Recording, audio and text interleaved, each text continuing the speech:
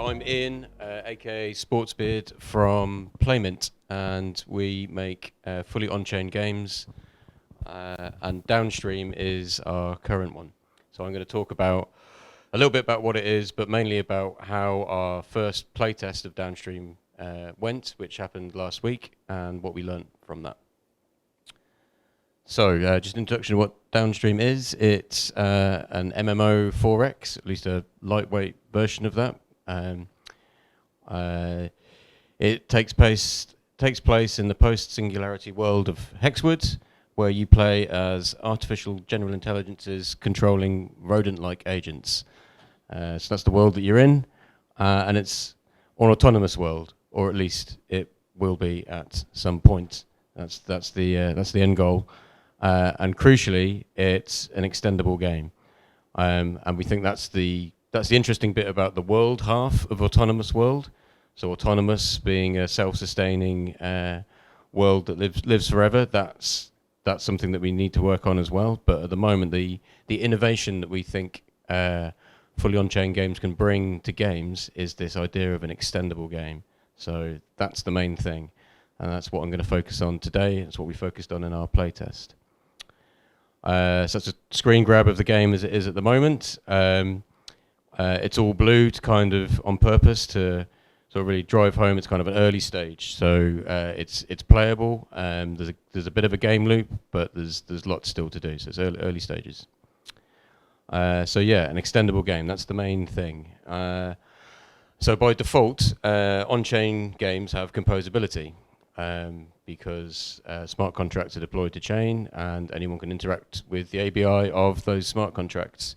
However, that has some limitations. So if you were to try and extend an existing on-chain game, you would need a fair amount of technical expertise to deploy smart contracts. You would need to do some reverse engineering in many cases to work out how that game works that you're trying to extend, and therefore how you can extend it. And a lot of the time you'd have to build a new front end. So if you've extended the game, you've added some new logic, you want to represent that in the game, the canonical front end won't by default support your extension, or they may have a plugin system that often requires like blessing by the developers. The core dev team need to approve PRs for your plugins to appear in the canonical front end, or maybe there's an opt-in plugin system from players. But there's some of the limitations of extending a game by default, but we've got downstream composability, and this is what we're aiming for in Downstream. So lowering the technical barrier to entry with custom tools, having a composable API, so a clear surface area of what the game does and how you might extend it and why it would be important to extend it, rather than having to reverse engineer that.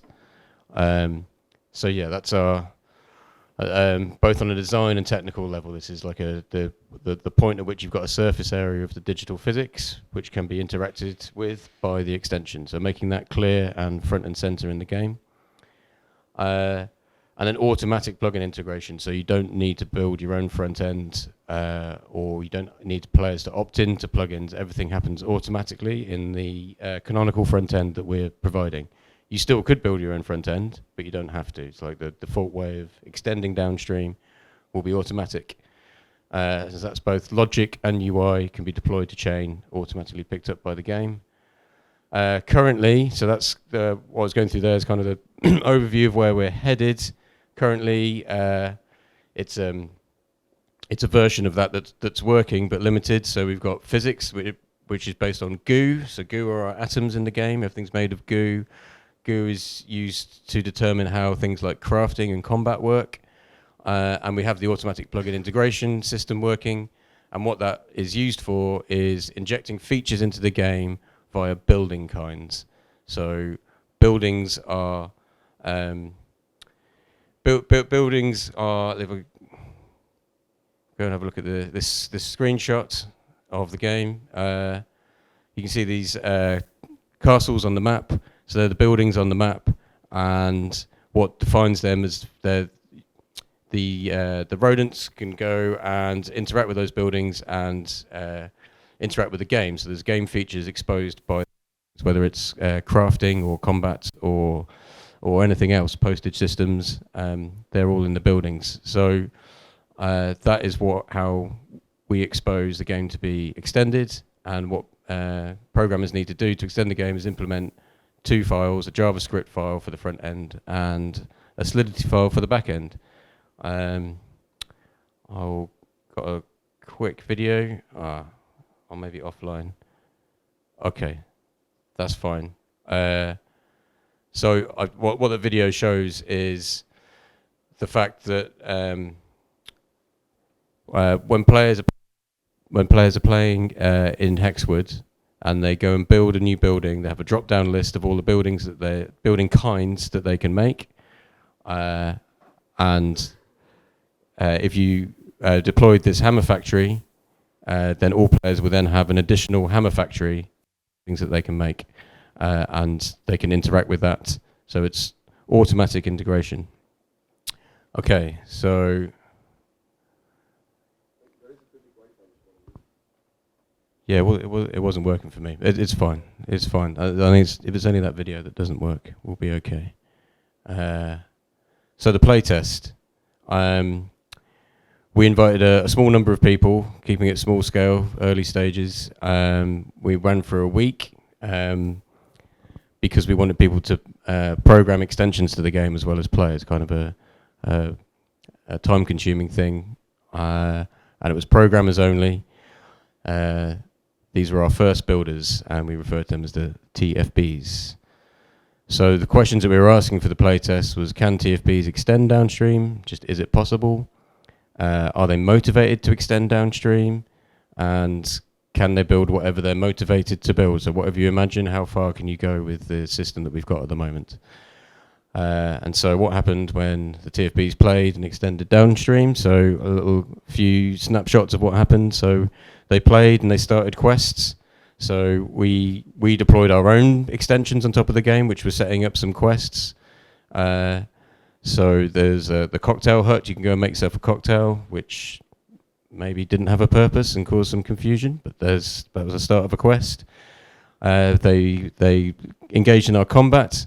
We've got a quite interesting combat system which happens asynchronously over time, with players joining either side of the battle in order to take down buildings, but not necessarily intuitive yet. So this player wasn't quite sure why they were actually on the building side and being attacked. And players extended the map, and you extend the map by scouting tiles. And of course, one of the first things that someone did was build a mega path and try and really see how infinite the world of Hexwood was. Turns out it's not infinite. And eventually they did complete, so I had quite a convoluted quest which required cooperation and also extending the game in order to complete. And in the end, someone had built enough of their own tech tree to defeat the paperclip maximizer, get a paperclip, trade it with a dismembered hand, and get the ancient artifact. So they completed the quests that we set. But then crucially, they also extended the game. So this is the first building from the first builder, the TFBFTFB.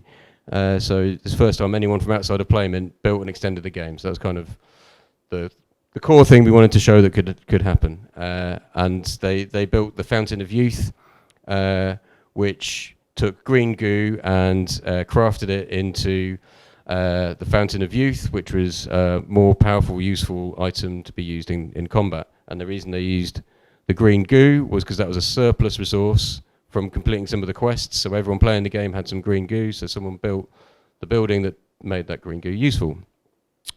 They also continued to extend tech trees, so it's not clear from our lack of visual variety at the moment, but those 4 buildings there next to the mobile unit in the middle are all parts of a tech tree. So if you go and build items from one and keep doing that till you've got enough for the next one, you eventually get what they called the goal disprover. So that's something else invented by our TFBs, and that had blue goo of 400, which was crucial for defeating the end of level boss.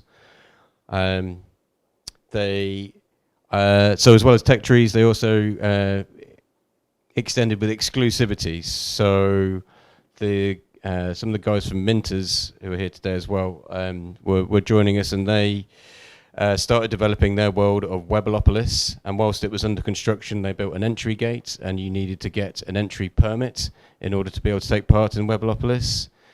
And when it was complete, it was a mammoth undertaking. So it was both building on the map. So this is what it looked like. We never really intended people to be building shapes out of our world, but they did, and they built this extensive shape.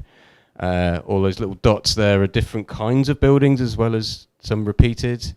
These are the 6 different, so they both extended the map and deployed building extensions in order to create this combined world of Webelopolis inside Hexwood, which is great. So really pushing how you can extend Downstream. But then, of course, they broke the game. As soon as they announced on our Discord that Webelopolis was open, all the players and us were keen to go and see it, so our indexer crashed. So Webelopolis lived for about a minute and proved that we are not yet an autonomous world. Doesn't live forever. But that's fine, all part of the test. Other ways that limits were hit, we had the guys from Aperture Labs playing, and on brand they were trying to do some crazy stuff with their buildings. So our API isn't quite Turing complete yet, so Goblin couldn't make his Chaos engine and Baz couldn't make his selfie booth, so there are limits as to what you can do. So how did we do on the question? So can TFBs extend downstream? Yes, they did. Are they motivated to extend downstream? Yeah, there was lots of things they wanted to do. And can they build whatever they want? Not quite. So to break that down a bit, so things like using up the surplus resources in something more useful, yep, they could do that. Complete the quest, build stuff to help them build quests, to complete quests, they could do that. Creating exclusivity, so the Webelopolis gate was built, but it wasn't really, it was subvertible. You could kind of just build around it, or you could choose to knock down the buildings that they were trying to give you access to, so there's more that we could do there to support that.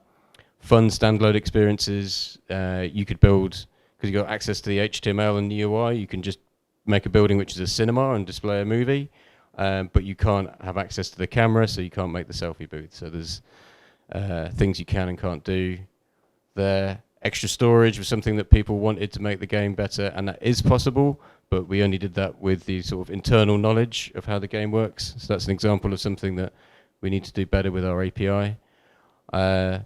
Better transport is just not possible at the moment, so it's quite painful moving your mobile units around the map, and what we'd like to do is people to be able to build transport systems, but that's not there yet.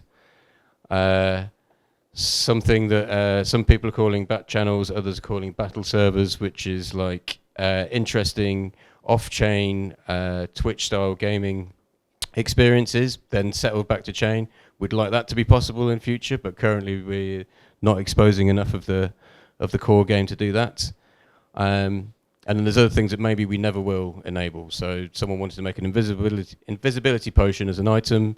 Anyone who take it would disappear from the map. That's probably an unreasonable thing to expect the core physics of a world to enable. And so yeah, what's next? We need to make the world more sustainable, more autonomous. We're going to build better tools so it's easier to extend downstream. Visual customization, it all looks very similar at the moment, and the fact that people really wanting to extend the map and put their mark on it, and things like Webelopolis show that we really need to add more tools for visually customizing players' impact on the world. And I've highlighted this one, iterate on our digital physics API. I think that's the big challenge of both for the game design of an autonomous world. Like, where do you draw the level of like a sandbox versus a curated experience? Sandbox, you've got more options to extend the game, but maybe you're not as motivated because there's not as much of an interesting loop there. So we're going to be continually iterating on that. And then soon we'll be running a wider test with players and builders. So the TFPs can join the TFBs, and if anyone's interested in joining that, we've got a waiting list. This is a mock-up of what it might look like when it's not blue, and that's us. Yeah, come and go to that URL if you're interested in seeing more. Thank you.